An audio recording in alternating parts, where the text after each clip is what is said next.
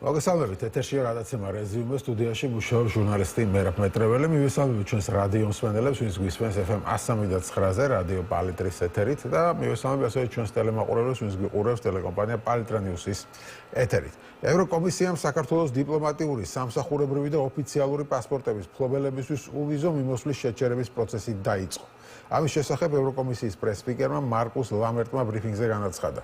ევროკომისიას მიაჩნია, რომ საქართველოს ხელისუფლების ქმედებები ძირს უთხრის პრინციპებს, რომლებსაც ეყრდნობა ვიზა ლიბერალიზაცია და არ შეესაბამება ევროკავშირის ნორმებსა და ღირებულებებს.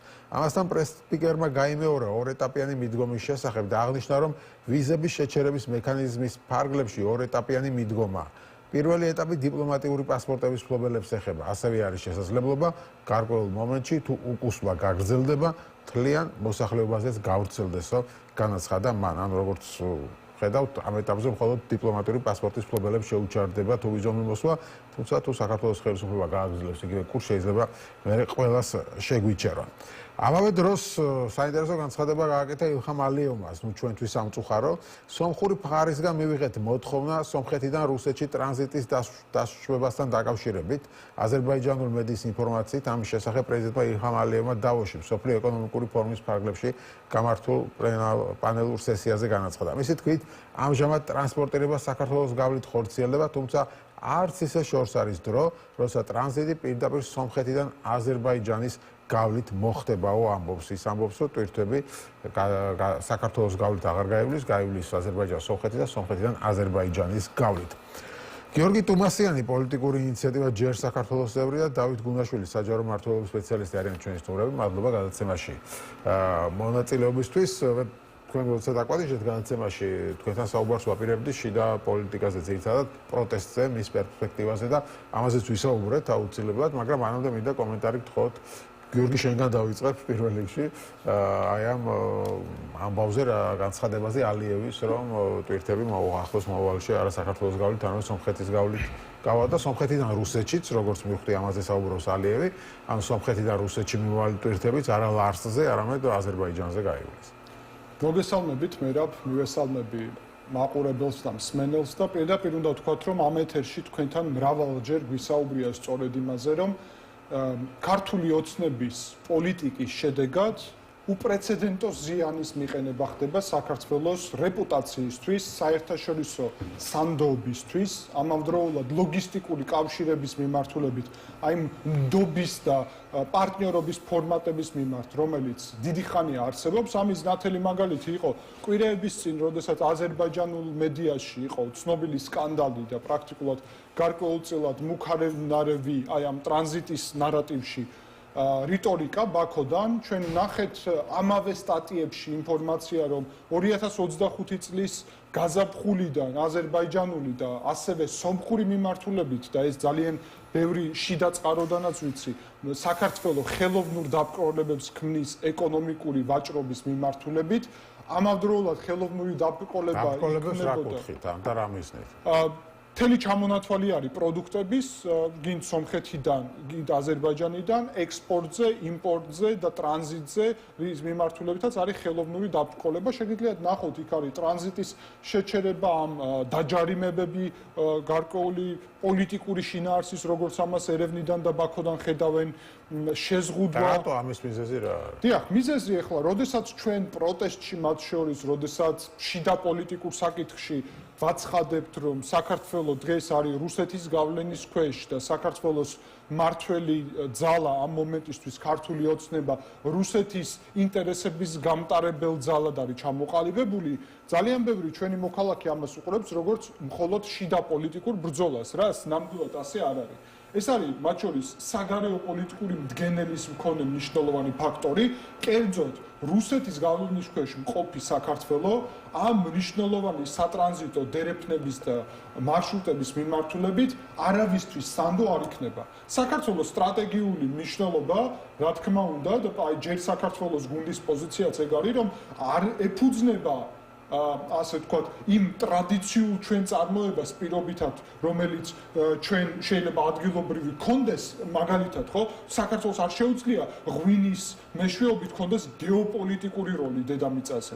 გასაგებია ეს, თუმცა ეს ძალიან მნიშვნელოვანი ჩვენი სოფლის მეურნეობის მიმართულებაა, მაგრამ საქართველოს როლი გეოპოლიტიკური არის სწორედ ამ ტრანზიტში და ქართული ოცნების პოლიტიკის შედეგად ჩვენ კარგავთ სანდოობას, რეალურად ყველა მოთამაშე პირველ რიგში დასავლეთიდან შეერთებული შტატები, ევროპა, ისევე როგორც ადგილობრივი თურქეთ-აზერბაიჯანული ცენტრალური აზია, ახლა უკვე ხედავთ თავად სომხეთის, რუსეთის მიმართულებით, კარგავენ ინტერესს საქართველოს მიმართ, რომ აქ გაატარონ ეს ტვირთები და ჩვენ თუ კარგავთ ამას და ილჰამ ალიევის განცხადება, რომ სომხეთის გავლით წავა ის ტვირთი, რომელიც საქართველოზე მიდის, ეს ნიშნავს იმას, რომ ჩვენ კარგავთ ამას. და შესაბამისად, ძალიან მკაფიოდ უნდა ვთქვათ, რომ დღეს ქართული ოცნების პოზიცია არის ჯერ რუსეთის ინტერესები და ჩვენ გვჭირდება საქართველოში ჯერ საქართველოს ინტერესი და ჯერ საქართველოს ინტერესი ამ კონტექსტში აუცილებლად გულისხმობს იმას, რომ ჩვენ უნდა ვიყოთ აღვადგინოთ კავშირები დასავლეთთან და ჩვენ მეზობლებთან ისეთი ურთიერთობები ავაშენოთ, რომელიც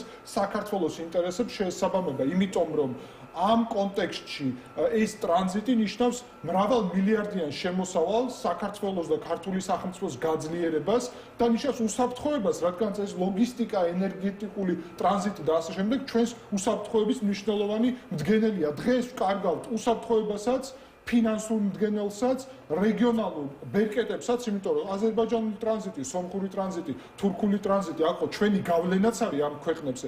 ამ ყველაფერს კარგავთ ქართული ოცნების პოლიტიკის გამო და როცა ვინმე ამბობს, რომ ქართული ოცნება სახელმწიფოებრივ და ასე ვთქვათ, ეროვნულ პოლიტიკას ატარებს, ზუსტად ამით მტკიცდება, რომ ეს ასე არ არის. კი ბატონო, რეალურად დავკარგოთ უვიზო მიმოსვლა ევროპასთან. უვიზო მიმოსვლა. ჯერ ეს დიპლომატიურ პასპორტებს ეხება როგორც მივხვდი, მაგრამ ასეთი ტემპით, რა თქმა უნდა, უვიზო მიმოსვლასაც დავკარგავთ და პირდაპირ არის ნათქვამი, რომ თუ საქართველოს გააგრძელებს ავტორიტარიზმისკენ აქტიური ტემპით სვლას, მაშინ ბუნებრივია, რომ ევროკავშირისთვის ასეთ ქვეყანასთან უვიზო მიმოსვლა საერთოდ არ ჭირდება და აქ კიდევ დიდი კითხვა არის, მათ შორის აი არაბულ დასახლებას რომ ქმნიან საქართველოს ტერიტორიაზე, თან ორს თბილისის სამხრეთით და ბათუმის სამხრეთით. რეალურად იქ ხო გასაგებია, რომ უმრავლესობა იქნება უცხოელი და ეს უცხოელები მათ ექნებათ შესაძლებლობა მოქმედი კანონმდებლობით, რომ მიიღონ პრაქტიკულად მოქალაქეობა გარკვეულ პერსპექტივაში, იმიტომ რომ ეს ინვესტიციას გულისხმობს, საკუთრებას გულისხმობს და ასე შემდეგ. შესაბამისად, ევროპისთვის გარკვეული კითხვაც არის ზოგადად, ანუ რამდენად საქართველოს შეიძლება იყოს კარიბჭე გარკვეულწილად ასეთი მოქალაქეობის მიღების ფონზე, ანუ უვიზო მიმოსვლა ქართველებზე, ანუ საქართველოს მოქალაქეებზე მოქმედებს, თუ რეალურად ივანიშვილ შეიძლება კვიპროსი აქციოს, გახსოვთ კვიპროსზე რომ რუსები მიდიოდნენ და იქ იღებდნენ მოქალაქეობას და მერე დადიოდნენ ევროპაში. ანუ ასე რომ ეგ კომპონენტიც აუცილებლად არის და ჩვენ უნდა გავითვალისწინოთ, რომ დღევანდელი საქართველოს ხელისუფლების ინტერესები, თუნდაც მაგ პროექტის კონტექსტში, უვიზო მიმოსვლის კონტექსტში ძალიან მარტივად უნდა ვთქვათ, რა არის ხელისუფლების მიზანი ზოგადად ნებისმიერ ქვეყანაში. საკუთარი მოქალაქეების კეთილდღეობა. არის თუ არა ქართული ოცნების მიზანი საკუთარი მოქალაქეების კეთილდღეობა? არ არის. ქართული ოცნების მიზანი არის საკუთარი ძალაუფლების შენარჩუნება, რომლისთვისაც ახორციელებს პროპაგანდისტულ ისეთ ქმედებებს, რომელიც საბოლოო ჯამში დღეს სად ვართ? აი მაგალითად ტრამპმა შექმნა ეს მშვიდობის საბჭო. ყველა ქვეყანა დაპატიჟა პრაქტიკულად რეგიონში საქართველოს გარდა. სად არის საქართველო? აზერბაიჯანი რომ აცხადებს, რომ აქ ტრანზიტი არ გაივლის, სომხეთსაც სურს, რომ უკვე აზერბაიჯანთან პირდაპირ საზღვარი გახსნას და საქართველოს გავლით არ იყოს. სად არის საქართველო? საერთოდ რომელ პლატფორმაზე, რომელ დისკუსიაში, სად ვისი მოკავშირე ვართ?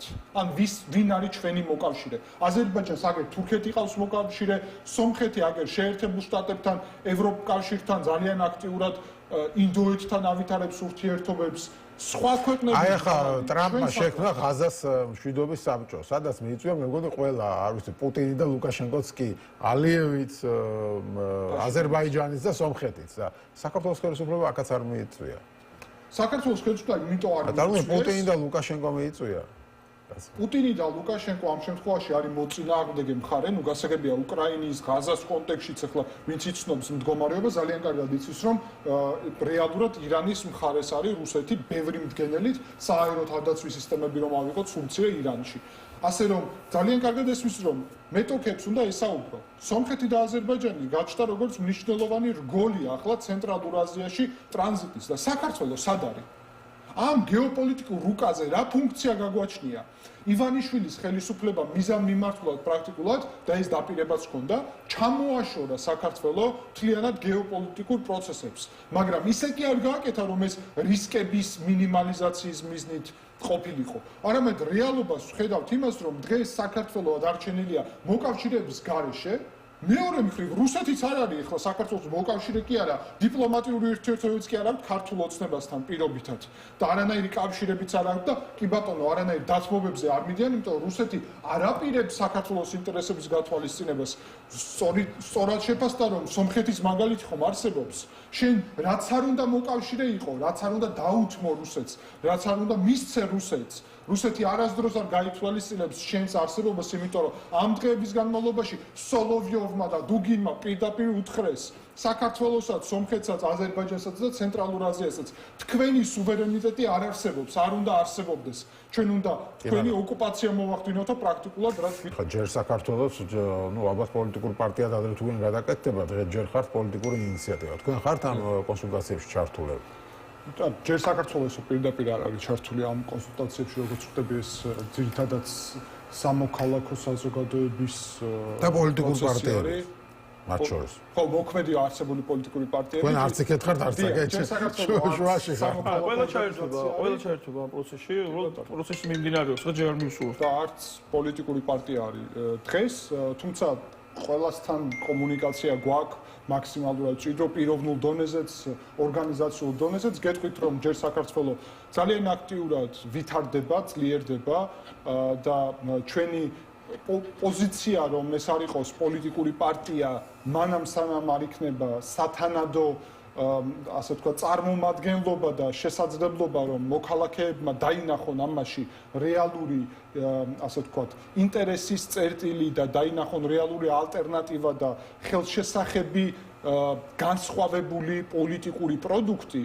ეს ჩემი აზრით არის ძალიან პრაგმატული არჩევანი, სწორედ ამიტომაც ჩვენ ეტაპობრივად მივიდივართ ამ მიმართულებით და უკვე ამ ეტაპზე ვცდილობთ ყველა ჩვენი ძალისხმევით ქართულ პოლიტიკურ და სამოქალაქო ველზე ხელი შევუწყოთ ყველა იმ პროცესს, რომელიც მიგვიყვანს იქამდე, რომ სრულყოფილი პოლიტიკური ველი ჩამოყალიბდეს. ეს ძალიან მნიშვნელოვანია. ანუ ზოგადად ჯერ საქართველოს პოზიცია ის არის, რომ ჩვენ გვჭირდება პოლიტიკური ველის გაჯანსაღებული მდგომარეობა და ნამდვილად შემიძლია გითხრათ, რომ ჩვენ გაგვაჩნია და ჩვენ გუნდს ამის ამბიცია, რომ მნიშვნელოვანი როლი გვექნება აი ამ მიმართულებით და ვფიქრობთ, რომ სწორედ ისეთ გუნდს ვაყალიბებთ, რომელიც საჭირო არის აი ამ პოლიტიკურ რეალობაში და გარკვეულწილად შეავსებს მათ შორის იმ დანაკლის, რომელიც ამ მომენტისთვის, რომელზეც მე ერთიანობას რაღაც აი ასეთ რაზეც არის საუბარი, ყველას ერთად ერთი ძალის სახით წარდგენას ემხრობთ. მოდით სწორად შევაფასოთ. თქვენ სხვა ისა გაქვთ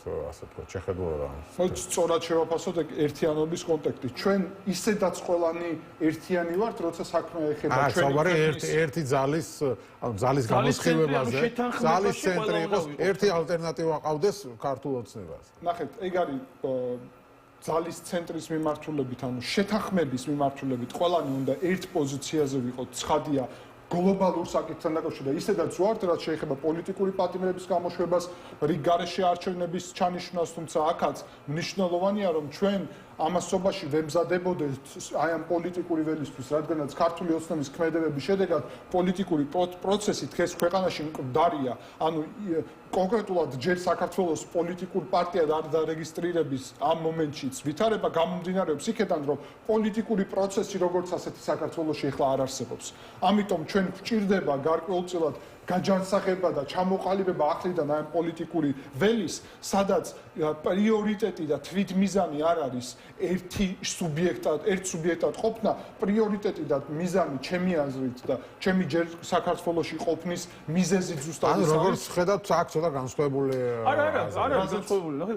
ხო, დავასრულებ წინადადებას. უბრალოდ უკავშირდებოდა იმას, რომ ჩვენ გვჭირდება ისეთი ალტერნატივა და ამ გუნდში სწორედ ასეთი კადრები და ძალიან ბევრი ასევე სხვა ამ ორგანიზაციაში, ვისაც შეუძლია ჩამოყალიბოს რეალური ალტერნატივა ქართული ოცნებისთვის.